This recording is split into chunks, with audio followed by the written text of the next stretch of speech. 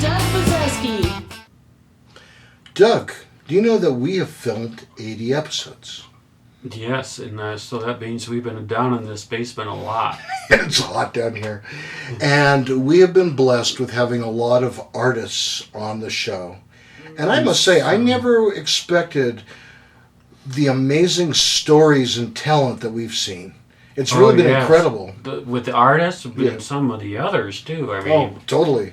Filmmakers, and we had people play instruments for us. We had a comedian. Yeah, I mean, we've even had a pastor. Who thought that would be fun?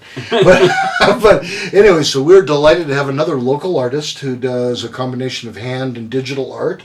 Her name is April Lavely-Robinson. She's a writer, an illustrator for a children's book that she's had published and won an award. So I'm really looking forward to hearing her stories tonight. Welcome to The Third Chair. I'm Peter, that's Doug, and we are here with April Lavely-Robinson. Hi. Thank you for being here. Man, I like your purple hair. We're so excited to have you. The first 10 people we asked turned us down. And so thank you for being here. It was a rough week. It was a rough week. Now, I looked on your website and I couldn't help but noticing these words. And you're going to have to tell us about them a little bit. Sure. All right. Works by Avery Lavely-Robinson, writer, illustrator. Creations made in the Rocky Mountain foothills of Colorado Springs, Colorado. April combines her love of art, nature, and curiosity of dark corners. I wonder what those are. To produce an eclectic gallery of wonders. That sounds good. That sounds good. So who wrote that? Did you? I did. Well, that's really impressive. You told us earlier during the pre-meeting that your husband's the writer, but that sounded pretty good. Yeah, I do some writing as well. Yeah, I was going to say, that's pretty darn good. Thanks. Okay, and The Fox and the Toad. The whimsical art of The Fox and the Toad. foxandthetoad.com is like your... And we'll put it on the screen later. Tell us about The Fox and the Toad. How'd you come up with that title? You know what? I can't even tell you. It's the craziest thing. Is that because it's a secret? No, national security. No, it just came to me. Honestly, it really did. I will say that I love foxes, and I've collected them. I think that toads are just. Do you have any foxes in your neighborhood? I'm sure. I live near Manitous, and we have lots of critters that run around all over the place. And so, it just came to me one day. I was talking with my husband. I was like, I'm kind of thinking about maybe starting up an art studio type of thing. Mm-hmm. And it just kind of came out. And I was like, and I'm going to call it Fox and the Toad. And it almost took, I was like, wow. Yeah, so it came very, very organically. Fantastic. Sometimes that's the best way. Yeah. Rather than trying to plan 100 different choices and work their way through it. No. So you're an artist, and we're going to show a bunch of your art during the shows. And so do you consider yourself fairly artistically inclined all your life? Yes. Yeah. My entire life I've been an artist. When I was really young, I remember just being in front of, a white sheet of paper and just having this really excited feeling. And I still get that. It's just one of my favorite feelings. Mm-hmm. It's just, so a blank sheet of paper and some crayons. And just feeling this excitement, in my chest, just, wow. it's so my entire life. I really struggled in school. I was diagnosed with ADD and learning disabilities, and so I was put into the special ed room from first grade all the way up until third grade. They didn't know, what to really, how to teach me. Then how did you get out of the special ed room? That's a good question. I don't know. Are you still there? I don't know. Maybe. Are they tricking you? Yeah, you're no longer special ed. I don't know. I remember I wasn't sure why I was there. I remember that very clearly, that I wasn't sure why I was there. But they always told me, they're like, you're such a great artist. You know, she's so good at art. She's so good. She's not good at anything else, but she's really good at art. Her math is terrible. Her math is terrible. You wrote that paragraph. Yeah. From pre-production, I think like you're amazingly talented. Oh, thank you. So, boy, it just goes to show you sometimes those elementary school teachers can be wrong. It was tough, but it made me a tough cookie. Yeah. Yeah. Well, I mean, just because you have something that's more difficult for them to deal with, but it doesn't mean you don't have the talent. But sometimes it's hard to find. You know. Well, I still can't do math. Still can't do math. I still can't do math. Yeah, I have at 2 least plus 2. Yeah, I understand the math problem. I have the same problem. Can't do it. Thanks for Well, relating I have to me, guys. two of my kids battled with ADD as well, and the thing is, they're both really bright. Yeah, they don't take after Peter at all. I'm just a lump of coal. Yeah. Now we're going to show your drawing and that type of thing as we go along. But were you ever into singing or dancing or other creative? Yes. All of it. I think that the arts are just in my blood. I was the lead singer in a punk band. You were in a punk band? Yes. Okay. Listen, we were not very good. Don't look it up. But for. Well, wait a minute. You're on the internet? I hope not. but maybe. I mean, and. So were you like dressed goth or like hanging and like nails sticking out? Oh man, we would dress up in costume and run around, and I think that we were just having a lot of fun. So how old were you when you did this? God, I was like 18, 19, wow. 20. So just after high school. Yeah. Basically, and you just. Yeah. Our name was Lambasted and. Lambastic? Lambasted. Oh, like you're lambasted.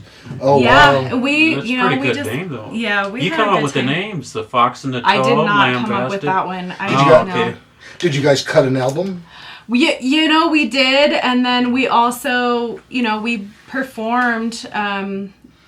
From Denver, Pueblo, the Springs a lot, the Black Sheep, and Denver Black Sheep. Wow. Yeah, we performed. Well, back then it was the Industrial Nation. The Industrial Nation. Yeah. Wow, that is amazing. And then I danced for with a dance troupe for 14 years.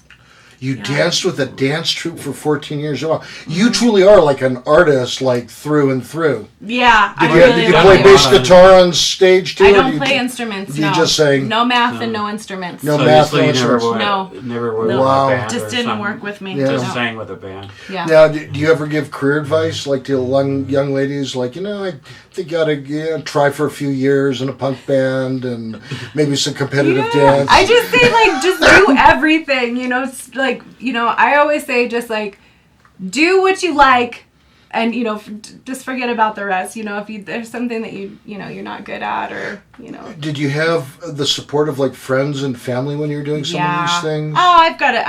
I'm very blessed. I have a really great support system. Yeah. Cool. I've been with my husband for 20 years, and he was in the band with me. He played the keyboards. Wow, is that where you met? No, we met at Industrial Nation. Oh, okay. Mm-hmm. All right. Yeah. He was the door guy. He was the door guy? Yeah.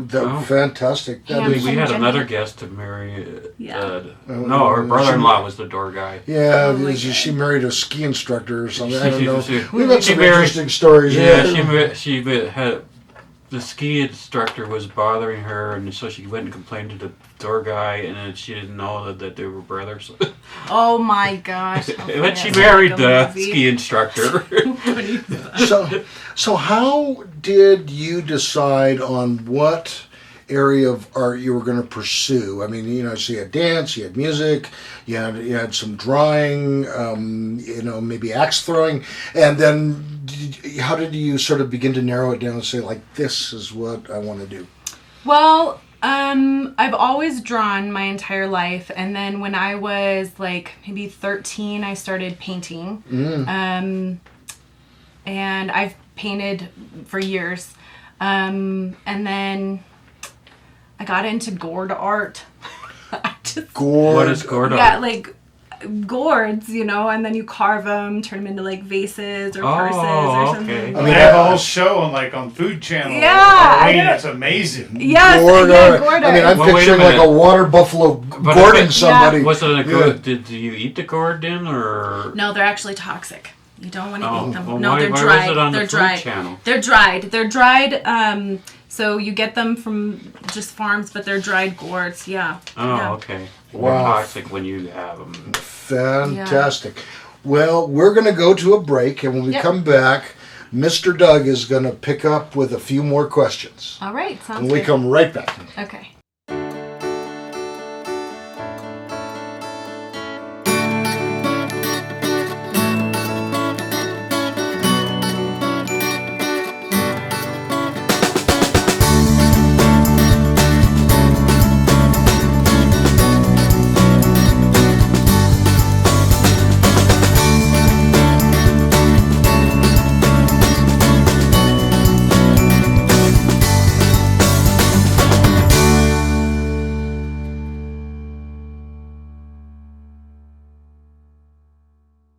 Welcome back to the third chair. We have Peter here. Yo!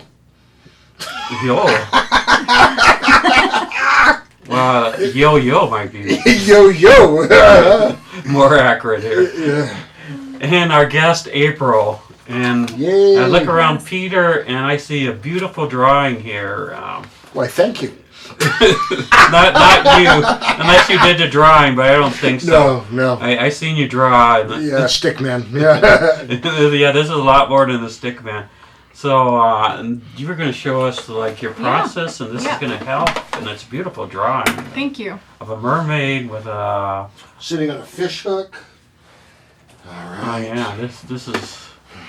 So I'm going to be asking Mr. Producer if I'm holding it where he wants. Wake up, Mr. Producer. Okay, let's bring it up center first so the camera can really see it. As you can see, it's beautiful. Now we want it so you can look at it, and April too, and All right. cover Peter as much All as right, then possible. you can bring it back a little bit. I just want to get a square shot of it. Sure. All right, and there There it it is. So this Paper. is- And so, April, yeah, tell us about it. How do you do this? That looks like pencil. Yeah. So this is done in graphite. All of my pieces. so charcoal, kind of like. Kind of. And it's like, it's not charcoal. Charcoal is like burnt vine usually, Okay. not all the time. But graphite is. Oh my gosh! I hope I don't get this wrong. I'm pretty sure it's a mineral. Okay. Yeah, I think you're right. I think you're right. I really hope I didn't get that one wrong. Well, we'll have scientists right into Great. tell Okay. us. Comment below, but keep the Comment. naysaying to a minimum. Yeah. There's only one scientist up front here, and that's Peter. Yeah, he doesn't know the yeah, answer, yeah. so Okay. All right. Yeah, if April gets it wrong, we'll have an additional apology video put up on the website. I will do it. I'll give Peter another hamburger to make him happy. So, Yeah, no, this is fantastic. Yes, thank you. So I start all my work with graphite drawings, and then from there, I'll do a couple of things. I'll either do it with watercolor, acrylic, but a lot of the time my work is done digitally. So what I do is I have a really awesome scanner that I. Uh-oh. Keep it up. All right. well, Peter's so popular, he's talking off stage. Stuff, too. yeah. Okay. Yeah, I'm sorry. So do you, when you start this, is this done just like from your head, or are you kind of looking at some, like cards or Greek mythology books, or So, how do you yeah. how do you come up with the image to do the graphite? My inspiration will come to me often through symbology, just Symbology. through something that I'm going through or something that's been on my mind. And then this makes me feel like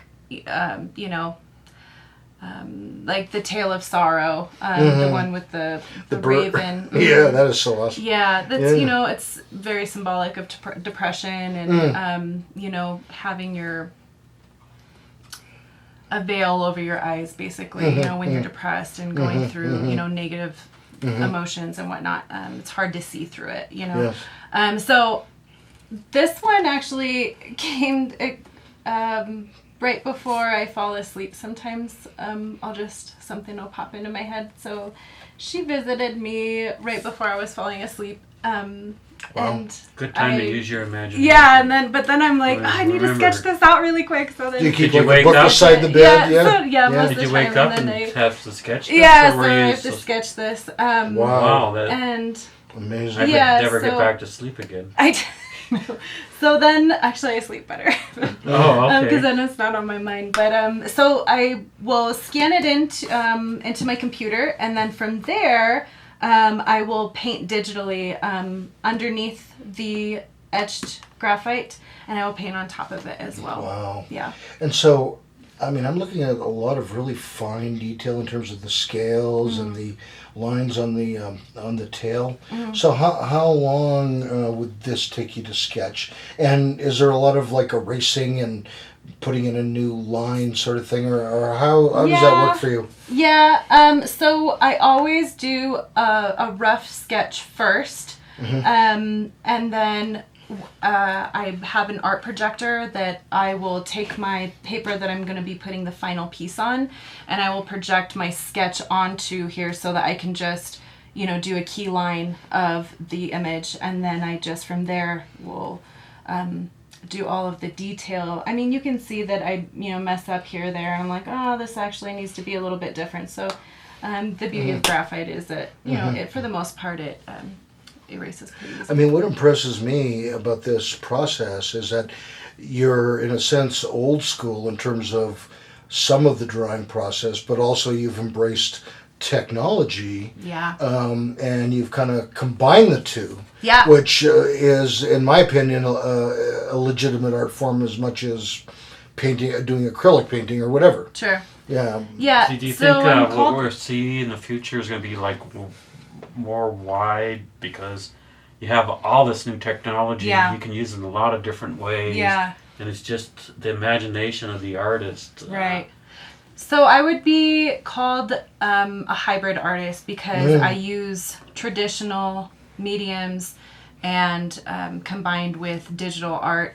And, with that, I've gotten some pushback from some people in the art community about digital art. It's not always as accepted. And, so it's purist, so to speak. Sure, yeah. I mean, yeah. But I've had people... Do we want to keep it up? Sure. Or no. Whatever you want to do. Yeah, no, go ahead, keep talking. Well, I mean, for instance, I was in a gallery showing my work, and a fellow artist came in and was like, oh, what's your medium? And I was like, well, I start out with graphite, and then, it's usually done in digital. And he scoffs, and he was like, oh, anybody can do that. And I was like... No. Okay, I'd like to see him try. Exactly. Yeah. Well, but to that, but it wouldn't look like anything. Well, and to that I just say, like, okay, well, anybody can pick up a pen and a paper and draw a stick figure, or anybody can pick up a camera and take a picture. But what sets an artist apart is skill, and, an eye for design, commitment, dedication, all of that. Training everything, like, imagination. Yes, imagination is just like what makes a person an artist. So, I mean, digital art isn't going anywhere, especially with the popularity of NFTs and everything. So, I mean, people will come around. An NFT is, oh my gosh. Okay, so I mean, Google it. But it's basically you can sell digital art for like buco bucks. Like, people will spend a lot of money on gifts and digital art. I'm still it's very new to me. So I mean, it's like so it's a new cryptocurrency and like it's a little scary waters. But what I do love about it is that it embraces digital art, which I think is fantastic. It's like I said, it's not going anywhere. You watch the movies nowadays. I mean, there's a lot of CG, right? Exactly. CG, another form of digital art, right? Yeah. And sometimes it looks great, and sometimes it doesn't look real because it's too perfect. Yeah. In my opinion. Yeah.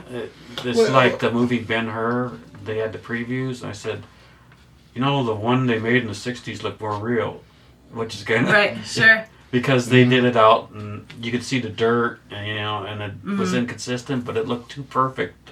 Sure. In the movie. In all fairness to the art community, I mean, there are people that come up with new techniques over the hundreds of years that aren't accepted at first, and then they are, and then people look back and say, that was genius. Sure. And so, Or Leonardo da Vinci was always playing with new techniques. I mean... Yeah, or Picasso, as well. He came up with some new styles. They were never consistent. Yeah, and people consider some of the work by some of these people heresy. It's like, how dare you abandon the classic...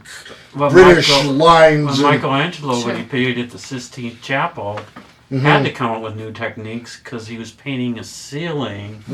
He had to build a scaffold just to paint it, but because it's a ceiling, it would look different down below than what he was seeing up above. Right. So he had to figure out how to make it so he knew where to paint. It's beautiful. While laying upside down there. Yeah. So there's no shame in being a pioneer. Yeah. Thank you. That's right. Thank you. Well, and I think a lot of experiment. Yeah, it's very experimental for sure. I think that a lot of pushback too, especially from gallery owners, is that digital art, there's not necessarily an original, and then it can be replicated really easily. Sure. So what I do, what I try to do to remedy that is I do print runs. So a lot of my work, I'll only do a 20 print run, and then it's done. Once it's done, it's done.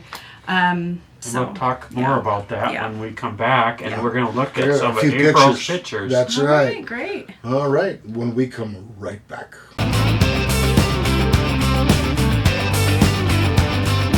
Doug, most of our viewers and followers know that our new episodes come out on YouTube on Thursday nights. Right. But we have a new announcement about the third chair. Exciting announcement. Starting with the older episodes, they're now going to be on a TV channel. Yes, very exciting.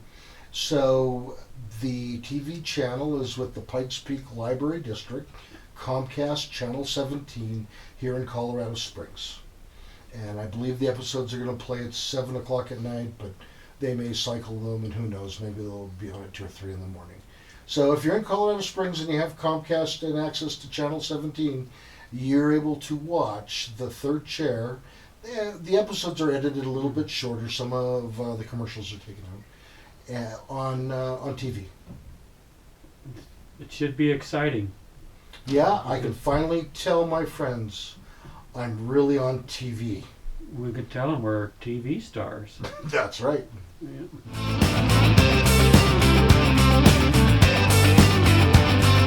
Welcome back to The Third Chair. I am still Peter. This is Doug, and we are here with April, our special guest. Thank you, April, for taking your time. And Peter's always starting something in between the segments. That's always causing trouble. Yeah. So we're going to show some examples of your work. And our producer's going to flash the audience the artwork. Flash? whoa. We just became a whole different kind of show. Oh my gosh, now I have nightmares. Yeah, so here we're going to start some of April's work. This first one is a child with a spider. And you were telling me on the break that this was part of your portfolio for a children's book. Mm-hmm. It has kind of an Alice in Wonderland feel. I didn't know if that was your intention or not. I would definitely say that I have, in all of my work, there's inspiration that, from my childhood, and my favorite movie as a child was the original Alice in Wonderland. I definitely love all of that stuff. Yeah. Mr. Producer, he'll put it up electronically. I will do this magically through post-production. Editing and the power of computers. And any special style with that? It was the same picture. Well, I mean, this is my children's book design when I was just kind of trying to.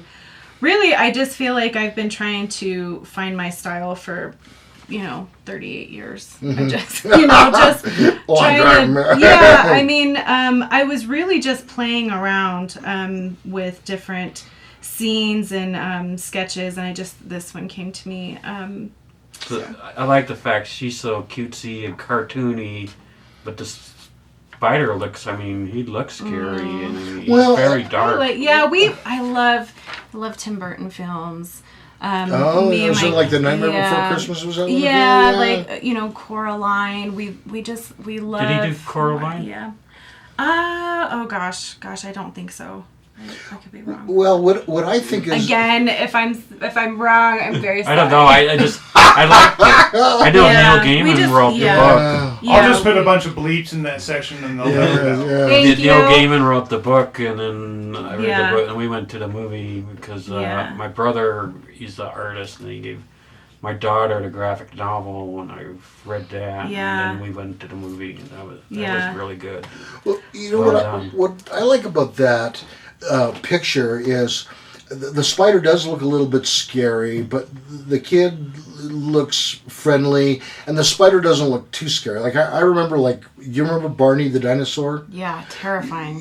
The first 2 seasons, but then after that they changed him. They fattened him up and they rounded him out. They changed the scary. That's because he ate the kids. Yeah, no, he ate the kids. He got plumper, and so he's happier. Since he already was full all the time. I need to hang out with you guys more. You see these kids grow up on the show and suddenly disappear. They were 6 o'clock dinner. Well, Barney made $900 million for PBS. I always I don't know, they had to fundraise for PBS. Like Barney brought in $1 billion. Right. I don't know how much PBS got out of it. I don't know either, but the guy from Hasbro got all of it. Here's our next one. This one's number 2. Where is my mind? Where is my mind? I look at that and I can't help but think about magic mushrooms to some extent. She kind of looks like an out of body. Alice in Wonderland had magic mushrooms. Yes. I really like that one. My daughter also, my artist daughter, really liked that one as well. Yeah, I love this one too. Again, I love symbology. I think that I'm just such a very philosophical person. I love finding meaning in things. Even just watching movies with my kids. I'm always searching for the deep meaning underneath it. When I go to art galleries. So was there a cartoon you're kind of watching with your kids, and you said, "Wow, this is a lot deeper, I think, than anybody thinks." What do you know? What cartoon? Oh gosh, all kinds. Right now, yes. The Never-Ending Story we just watched again. We love that one. But I was watching it and I'm like, man, this is deep. It couldn't have been the magic mushrooms I ate, I'm sure. I know. I'm looking at this next picture of a wobbly rabbit, and there's 2 giant mushrooms in it. I'm saying, how coincidental what is that? What is going on, April? I do. Okay, to be fair, I love mushrooms. I just, I really do. They're actually really amazing little things. They're really interesting. So do you like to eat mushrooms? Do you order mushrooms when you go to restaurants? I do. I'm a big fan of mushrooms. I I like a nice portobello mushroom. Sauteed and all that, I hate mushrooms. Was there a special meaning you were trying to portray with this one? The wobbly rabbit? So the wobbly rabbit was actually an art challenge on Instagram. Oh gosh, she's so sweet. She's a really great artist that I follow, and she just did Wobbly Willows. She's on Instagram, and she did this art challenge and was like, do this in your style. And so I did it in my style, and I just think it came out great. Yeah, it did. Really fantastic. I like it. I mean, his face is not normal at all. No, I mean, I like corn. I like a little bit more darker stuff. I do. But it's kind of darker, but it's still cute. Yeah, I think so. I mean, I like that. That's not like super that's not dark. Easy to do. I mean, I think that my work definitely has dark undertones, but I think you could easily get into darker if you I wanted to. can get dark. I can get dark. It's layered like real life. Yeah. Like real life. Now I'm looking at this next one, and this is actually one of the my favorites from all the ones you've. I'd really like to know the story behind it. This one's number 4. What I Know Now, with an amazing. I don't know if that's an alien or a mermaid alien or what, but I love that picture. She's a beauty contest winner. Look at that. Okay, you guys, we can't be friends anymore. This is from Beetlejuice. Please tell me you've seen Beetlejuice. I've seen Beetlejuice this long ago. You've seen Beetlejuice? You haven't? Have you seen Beetlejuice? You know... I get a pass. I can't see. All right, I'm done. I clipped it now. Beetlejuice was a great movie, but I haven't seen it in 30 years. Yeah, At first I thought this was something like out of Avatar. You know, it kind of has that Avatar. That's a more recent movie. Because they're green. Well, and some of the facial features, and I thought some of them, but a little bit different enough. No, this is when the hosts dig themselves out of a hole. Yeah. Is that what that is? Yeah. It looks. It helps that we're both triple OG. Whatever that means. So, all right. So, Beetlejuice is one of my favorite movies. Beetlejuice. I love Beetlejuice. And in it, there is the Miss Argentina. She is the receptionist. Because I thought you had written there Miss Argo, and I was trying to figure Argentina. out. Oh, Bruno, your caseworker. No. You know, I gotta confess, I just don't remember that. I'm gonna make a point of watching. Can you please for me? I'm gonna do that for you, and I also great cast. Gina Davis and and young Winona Ryder. I know Winona Ryder. Yeah. She was a young actress. Yeah. And the other promise I make to you is that in the next week, I will use the word symbology every single day.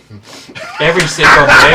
Yeah, in a sentence. It's a great word. I haven't thought about that word very much, but I really like it. So Peter, if you make something bad for dinner, you can say this is symbology of food. Oh my gosh, I love symbolism. So do you go around with like thinking of words like today? Yes.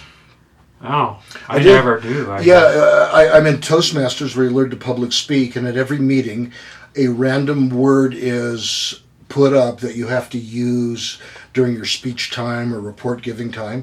Today's word was enthusiastically, so I had to use that 4 or 5 times in the course of the meeting. I was chair of the meeting today, so yes. See, when that happens, because we used to do some of our classes. Bite of the day, I hate it when I heard the word of the day. Oh, by the end of the day, you were done with it? It's been a long-ass day with these words. Well, sometimes it was earlier than the end of the day. I was just like, nah, you guys are forcing us now. I'm just tired of that word. Don't use it anymore. But I was one of the students, so I didn't get to pick. Normally at this point, before the break, I'd ask you a very long and deep, complicated question. But instead, we're going to go to the producer. We're going to go to a break. We'll be right back. We're going to go watch Beetlejuice. Beetlejuice.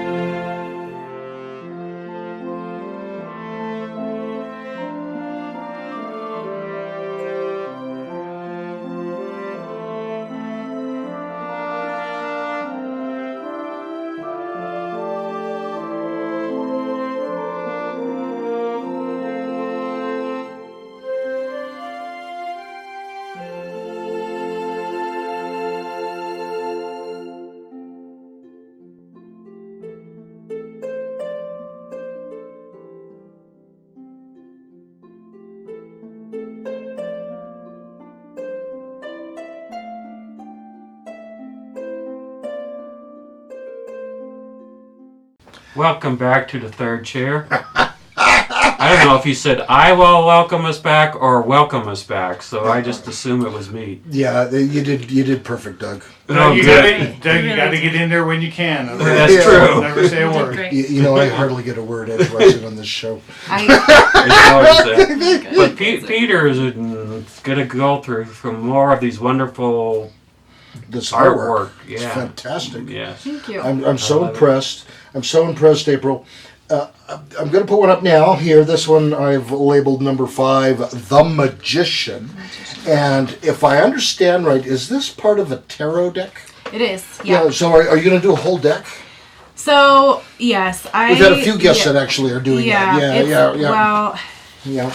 It is quite the daunting task. I mean, there's 78 cards in a deck. That would take me so long. How many different characters? Is it 78? Or do some of the characters? Well, no, there's the major arcana cards, and then there's the minor arcana, but altogether there's 78. And then, if you want to do like the title page and all this, but it's a lot. It would be a ton of work. I've always wanted to do a tarot deck, and eventually I will.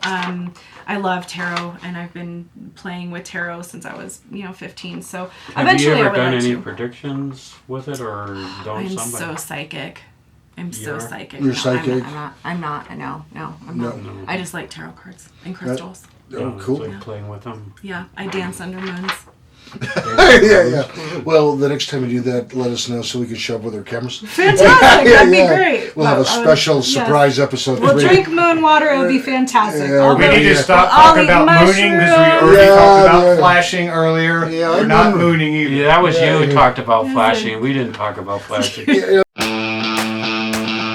And our producer's going to flash the audience the artwork. Flash? Whoa. We just became a whole different kind of show. Oh my gosh, now I have nightmares. Yeah, so here we're going to... So I know this is more of a mundane question, but how did you do that card? Were you looking at some other cards, and then what kind of technique did you use to produce that? So the Magician was done... in my usual way. I started out with a graphite. So it was a graphite. It was a graphite drawing. I wanted to stick with the original, the deck that I'm most comfortable with, which is the Rider-Waite deck. And so everything in this piece is very symbolic. Everything from the red robe to the snake pointing upward and downward, as above, so below. Manifestation, just using everything that you have, basically, your workspace. I love this piece so very much. Are those the classic colors that would go with the Magician kind of card? Or was that more your choosing? I definitely, I prefer more of like a sepia tone palette. I love like more dull colors. So I wanted to keep her red robe because that was, in the original deck, it was actually a male, but I was kind of like that background, to call it dull, but it kind of makes the picture go because it kind of is a nice green and then the red contrasting with it. Thank you. I really like I do. The way I it like fits that in. one. And then the eyeballs and the roses, just that's my own kind of weird style that I just like. I like weird things. You like weird things, yeah? I do. I could tell when you agreed to come on this show. Yeah, you wound up on this show, obviously. One of the things because I love to read and like fiction, is I do this 2 things. I'll type in weird books. Okay, I would love to know those search results. yeah. Well, some of them is like, look. But also, when I'm shopping for a gift for Peter, I just type in weird gifts. And I just, the first couple of pages, I'll find what I want, That's nice. good, yeah. Nice. Yeah. I love weirdos. I'm proud to be a weirdo, for sure. Proud to be a weirdo? It's the weird ones you remember. Yeah. That's excellent. Yeah, we should have some specials on weirdos, Doug. I love this one. This next one. We had one on every week. So. Yeah, that could be a beer label. That could be a chocolate milk label. The Kraken ink. Yeah. The Kraken. If I understand, that's Greek or Nordic mythology creature. Release the Kraken. I love do you know mythology. Which one it is? Yeah. Is it Greek or Norwegian? I think it's Nordic, but I could be wrong, like Thor and Odin and that group. But I could be wrong. Loki. And Loki. We will Google that next break to let people know, because we should. Because there's a common, if you're going to get somebody, release the Kraken is, of course it would attack ships and it was in Pirates of the Caribbean. There was a Kraken. Yeah. It was Kraken. Yeah, I love this piece. This was actually an assignment for school because I'm in college, and my amazing instructor Seth Lockhart, he wanted us to design a drink label, and so I did 3 thumbnails: a Toad Milk, a Kraken ink, and it was like a Sister's Brew, like a witchy kind of brew. And I love both of the Toad Milk and Kraken ink so much I did both. Nice. And I got an A. Yeah. I can see it. Do you have to put the ingredients in there, what's in Kraken ink? Milk never squeezed. I'm just gonna let your imagination do that. Anyway, this is actually one of my most popular pieces. I you sell that one, the prints of that? I do. Yeah, I sell prints of this one as well. Not I just a homework assignment. I could see that being a great label, for an energy drink, like Monster or Rockstar or those kinds of things. Sure. Yeah, get me in touch with the right people. Also. Yeah, I love that. That's the Kraken ink. I love it. Now, one of my daughters, who's also done the art program at Pikes Peak, loved this one, and this is so amazing. And she saw stuff in this that I didn't even notice. I didn't notice the bird or the feathers covering her eyes. It's like duh, Peter. Yeah. This one's number 7, A Tale of Sorrow. Yeah. It's got a little bit of a sad feel. It does, but it's also very beautiful. Yes. So when I'm working, I think that everybody has a little bit of trauma. Everybody has a little bit of, everybody has a story. Yeah. I mean, you guys know that very well. And I feel like I use my art, to express myself, my feelings, my emotions. If maybe I can't get it out in words, or something is just needs to be released, but yeah, we all have down days, and I don't have depression, but I feel depressed sometimes. Oh, sure. And we could all have blue days. We all have blue days, right? And I so think Van Gogh had a bunch of them. Oh my gosh, there's all kinds of famous artists. Probably, some medicine. Right. Or something. Yeah. So what I was expressing through this piece is, when you are in those down days, I'm just trying to reach for anything that's going to make me feel better. And sometimes it's hard to see through, the veil of I'm just it's always going to be this way. And I'm so sad all the time. I never get my way. But I can't imagine you not getting your way. Oh my gosh, but it's hard. It's almost as if there's a veil. Because she has purple hair like you do. It could be me, but she's looking through the eye of the raven, which is, it's just when I'm in those times, it's hard to see past my sadness. Yeah, sure. She's got the feathers are covering her eyes in that, and it sort of has a feel, and maybe this is something my daughter said, that the bird does give the feeling of depression, but also there's a sense that maybe at any time the bird is going to fly off her head. Oh, I love that she said that. And that the depression will be lifted. Right, right. It's an interesting take on that, sort of the duality of, I'm depressed, but I'm not going to be forever. Sure. Yeah, and, I have been on a journey, the past 5 years of just soul searching and finding tools that I can, keep in my toolkit of how to get myself out of those ruts. So thankfully, the gaps are, of those periods, they don't last as long, and I'm, in a much better place. And you will have a new tool to add that you'll be able to watch yourself on YouTube on this show, and you can even watch it at like double speed. I know. Double speed. Yeah, you can like. So I sound like Mickey Mouse or one of the chipmunks. Yeah, I know. Yeah, I it'll know. be great. Yeah, it'll be great. Look what I've accomplished. You've accomplished a lot. I'm so impressed with your story and your journey. Thanks. And we're going to hear more about it when we come back from right after talking. this. Yeah, when we come back after this break.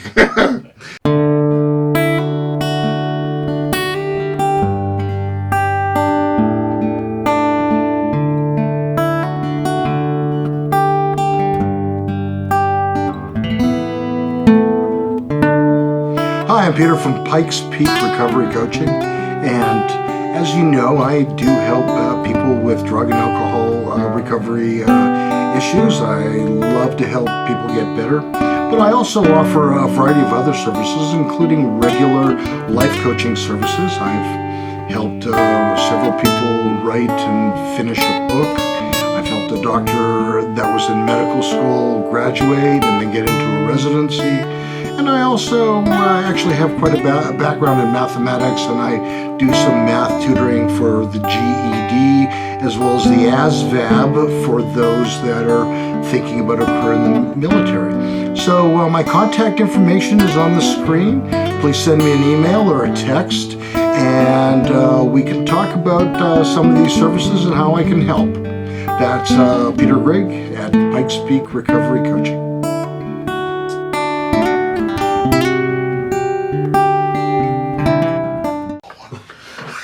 Welcome to the third chair with normal Peter. Very normal. Yeah, I'm as normal as a distribution. We're going to have a contest.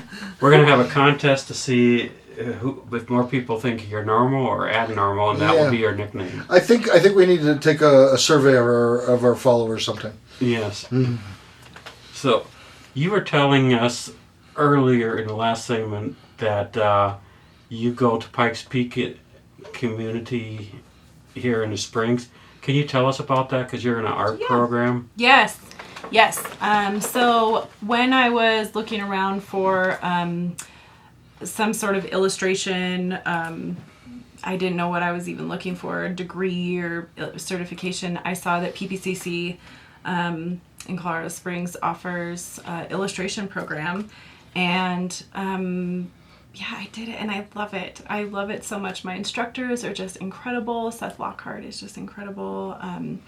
That's great. I have learned so much, and I feel like had it not been for this program, I'd still be like stuck in this like, where do I fit in kind of thing, which I feel like a lot of artists do anyway, just like, where do I fit in this world? I mean, I did court art, I didn't know, I was reaching for anything.